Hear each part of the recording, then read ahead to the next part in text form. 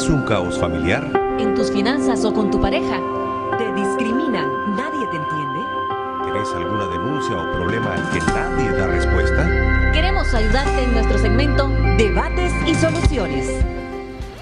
Como ya toda Nicaragua sabe, pues desde abril hay una crisis político, social y ahora económica que todos los nicaragüenses estamos enfrentando. Sanciones a nivel internacional para el gobierno de nuestro país, pero sanciones que sobre todo tienen un gran impacto para el pueblo de Nicaragua. Algunos lo califican como una cuestión de injerencismo directo, de meterte en la política y en los conflictos que solo debe resolver nuestro país con sus autoridades, con el pueblo de Nicaragua en directo.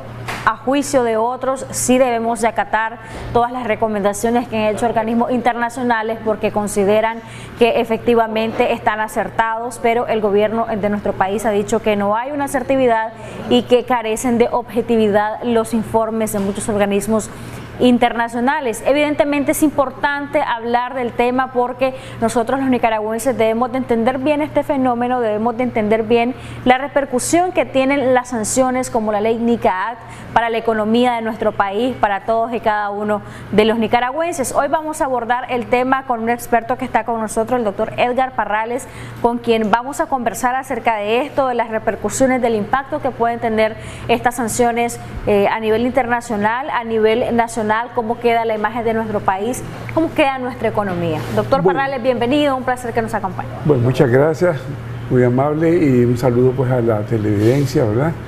En estos días navideños. Realmente pues lo que tanto se había esperado ya aconteció, que es la firma por el presidente Trump de la Nica Act, ya la llamada Nica Act, que es la Nicaragua Democracy and Corruption Anti-Corruption Act, ¿verdad? En el fondo, pues prácticamente va a empezar prácticamente un periodo en donde van a empezar a aplicar los efectos de esta ley. Que no hay que olvidar que esta ley va prácticamente también relacionada con el acta ejecutiva del Ejecutivo norteamericano, que esta está más dirigida, digamos, a las sanciones individuales y a los bloqueos del mundo financiero norteamericano. En cambio, la Nica Act está dirigida, por un lugar, al bloqueo y al castigo de los actos de corrupción y de los comportamientos violatorios de los derechos humanos, ¿verdad? Y, por otro lado, también, digamos, tomando medidas de carácter económico, financiero, pero ya en el campo internacional. Para lo primero, ¿qué es lo que piensan hacer ellos? Bueno, consideran de que como un requisito previo para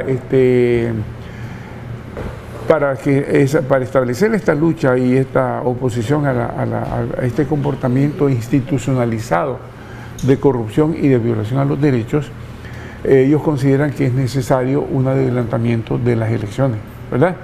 ¿Por qué? Coincidiendo con un sentir bastante generalizado en la población de Nicaragua. Porque si la soberanía es del pueblo, reside en el pueblo, y la mayoría del pueblo se ha manifestado que no está contenta con este régimen, entonces es lógico y es natural que se quiera establecer un proceso eleccionario para que se ponga de manifiesto electoralmente el verdadero sentir del pueblo. Por eso lo ponen como ese prerequisito, ¿verdad? Luego, obviamente, ya estableciéndose un gobierno que verdaderamente responda a las necesidades, a las expectativas, al derecho del pueblo, entonces podrá venir prácticamente una nueva situación en la cual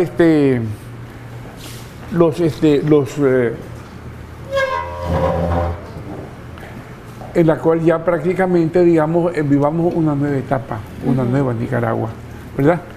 Y en ese sentido, pues, entonces, ellos están, digamos, también buscando usar la estrategia de bloquear el financiamiento del gobierno de Nicaragua en los organismos internacionales. ¿Pero esto impacta al gobierno o impacta más a la población o por igual? Esto nos impacta a todos, nos impacta a todos. Te voy a decir por qué. Al bloquear ellos y tienen la posibilidad de hacerlo en el Banco Mundial, en el Fondo Monetario, ¿verdad? Directamente tienen esa capacidad. fondos para préstamos de inversión, préstamos de desarrollo, bloqueo inclusive de los préstamos que ya están concedidos y en ejecución. Y también tiene, aunque no tengan veto, pero tienen una gran influencia en el Banco Interamericano. Además que en el Banco Interamericano están los demás países americanos que están en contra de lo que está sucediendo en Nicaragua. Entonces no le es difícil al gobierno norteamericano también en el BID lograr un bloqueo. ¿Eso qué va a significar? Prácticamente amarrarle las manos al gobierno, sus planes, sus programas, sus propósitos ahí de inversión institucional, dejarlos ahí parados.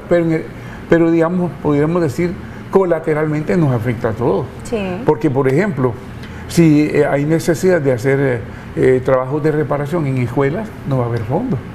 Si va a haber necesidad de crear nuevas escuelas porque la población crece, nuevas escuelas en nuevas zonas, en nuevos lugares, en nuevos barrios, no va a haber con qué.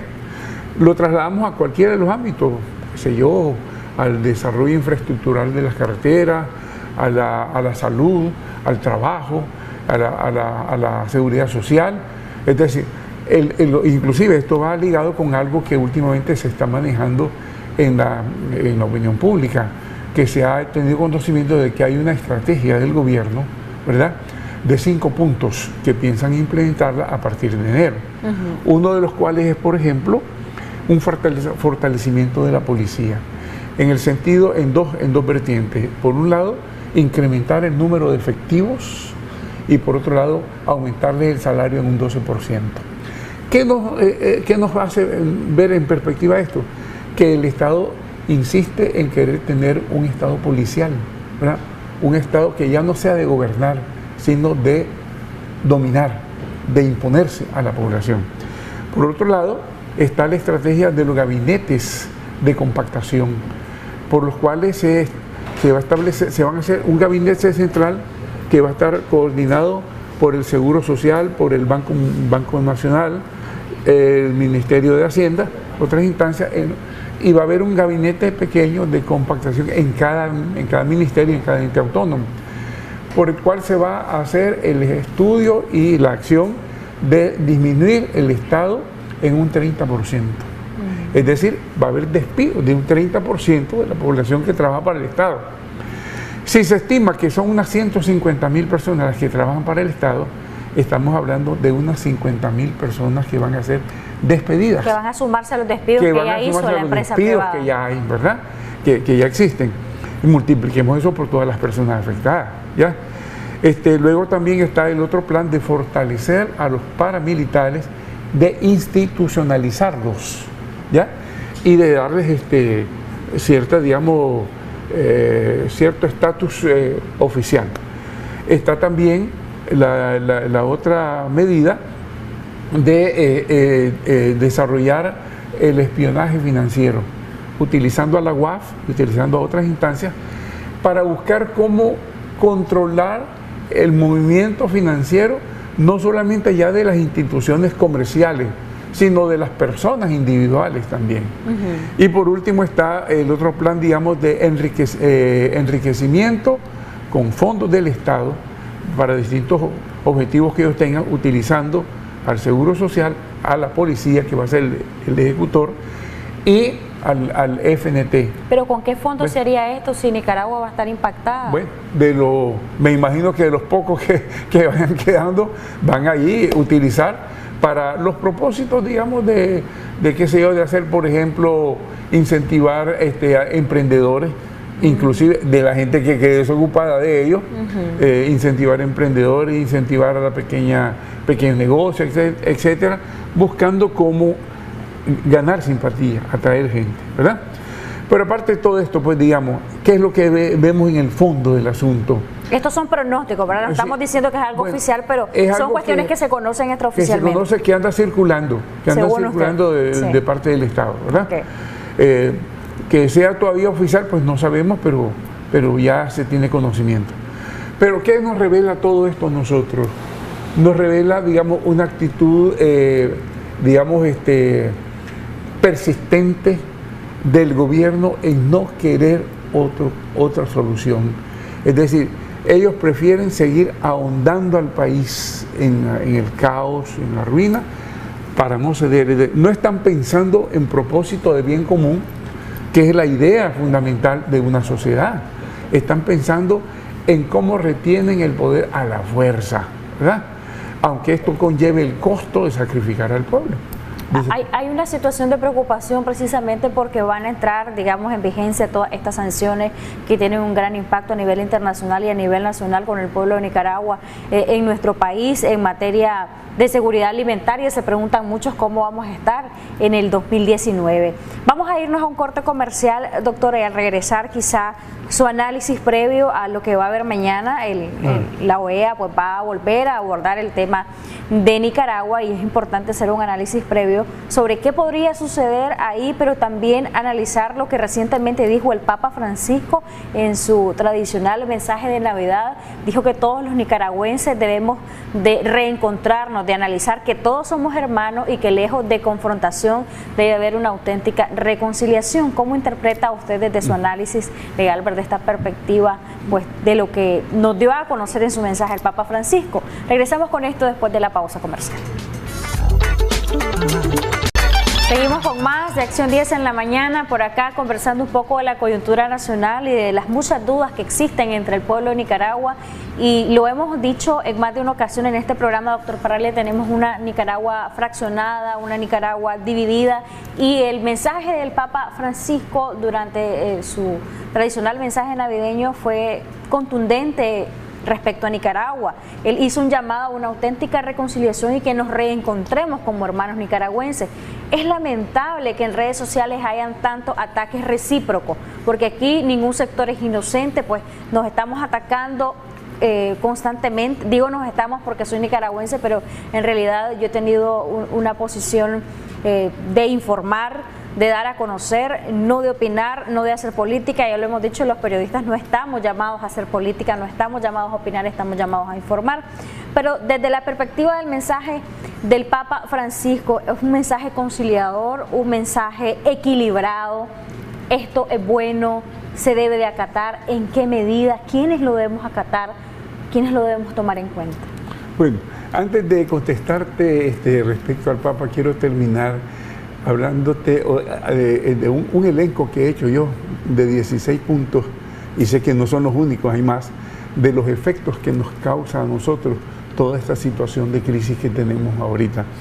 Por ejemplo, digamos, los proyectos, los programas, los planes del Ejecutivo se afectan, y esa afectación pues nos afecta a todos. A todos, claro que sí. Se da un incremento del déficit económico y financiero de Nicaragua, ¿verdad?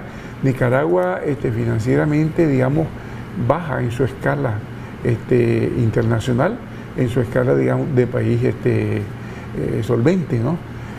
Luego se dan los cierres de más empresas, se da un aumento del desempleo, se da un aumento de la migración de los nicaragüenses al extranjero, se da más fuga de cerebros, lo cual es sumamente lamentable, se da un aumento de la pobreza, se da una disminución de la clase media, que verdaderamente en todo país de desarrollo la clase media es fundamental para que los países tengan solidez y crecimiento.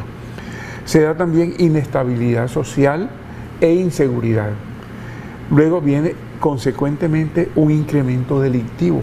Al haber más pobreza y pobreza extrema, se aumenta la delincuencia. Se afecta a la educación, a la salud, al trabajo, a la seguridad social. Hay más desempleo, menos gente asegurada, más necesidades sin respuesta de atención de salud, de atención de educación y otros, ¿verdad? Se da una disminución de la producción. Luego se cierra prácticamente la inversión extranjera directa, que es tan importante para el desarrollo. Se cae el turismo, como ha venido cayendo totalmente, y los años que tendremos para recuperarnos serán muchos. ¿En qué sentido yo, digamos, valoro y reflexiono sobre la posición del Santo Padre? Obviamente él no puede ser partidario de grupos, ¿verdad? Ni de un grupo ni de otro grupo. Él tiene que hablar como padre de todos, ¿ya? Pero digamos, buscarnos a encontrarnos en la reconciliación tiene que pasar necesariamente, y esto lo dice la moral cristiana, por la reparación. Es decir, no podemos decirle a las personas a las que le han matado a sus hijos, a sus esposos, a sus hermanos, a sus parientes, sencillamente olvidarlo y andar abrazarte con el otro, ¿verdad? Habrá que pedir que se hagan, digamos, que se realicen acciones de justicia. Uno puede personalmente perdonar, yo puedo perdonar, que es un acto emocional, pero la justicia tiene que hacerse. ¿Por qué? Porque se ha violado la convivencia, se ha violado la ley, se ha violado, digamos, la armonía social, ¿ya? Y en ese sentido, aunque tengamos una disposición de entendimiento, de conversión, de encontrarnos unos a otros, mismo que cuando se roba, ¿no?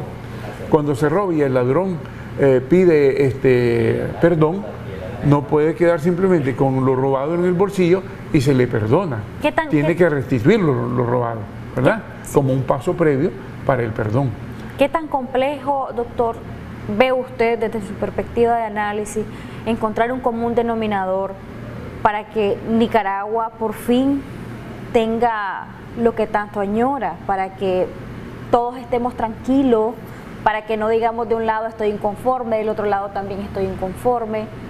¿Es complejo esto? ¿Es imposible? Hay mucha gente, como le decía, tenemos una Nicaragua fragmentada, sí. Hay mucha gente que dice que todo pues están conformes, que está bien, que hay una normalidad, hay otros que no lo ven así. En fin, ¿cómo encontrar ese común denominador para que Nicaragua por fin, todos a una voz, digamos, estamos bien, de quienes depende, y su perspectiva de cara a lo que va a ocurrir mañana con la sesión de la OEA? ¿Será que ocurre algo nuevo para Nicaragua determinante? Voy a comenzar con esto. Está convocada una sesión del Consejo Permanente de la OEA para mañana. Ese es a nivel de embajadores que están acreditados ante la OEA, ¿verdad? Yo entiendo que van a escuchar y en todo caso a darle la aceptación formal al informe que acaba de presentar el GIEI, ¿verdad?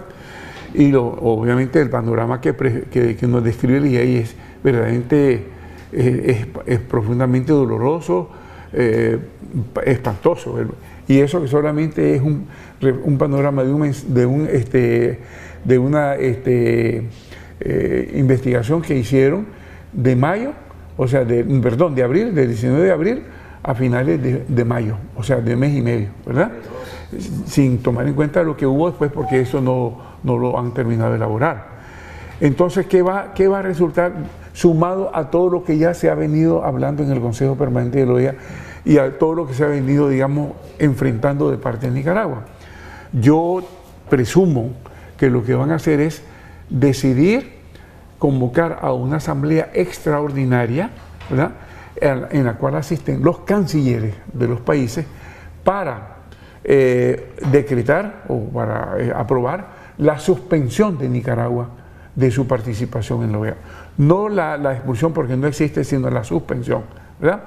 Esa suspensión puede tener efectos adicionales a lo que ya tiene la NICA, a lo que tiene el acta ejecutiva de los Estados Unidos, en el sentido que puede haber, digamos, por ejemplo, separación de embajadores o representantes en Nicaragua, como ya hizo Argentina. O sea, un aislamiento. Sí, aislamiento. Bloqueo económico. Recordemos que Nicaragua tiene, junto con el resto de países de Centroamérica, tiene el CAFTA. El CAFTA. ¿Verdad? Y Estados Unidos nos puede bloquear nuestras inversiones y bloquearnos sus inversiones para acá. Los demás países de Centroamérica pueden hacer lo mismo. Es decir, el panorama se nos puede tornar todavía más tétrico, más tenebroso, ¿verdad? Doctor, queremos agradecer mucho que usted nos acompañe, que nos venga a orientar en cuanto a lo que puede ocurrir con nuestro país, a las repercusiones que tienen todas estas sanciones para el pueblo de Nicaragua. Por supuesto, vamos a estar mañana a la expectativa de lo que ocurra en esta reunión de la OEA. Gracias por habernos acompañado.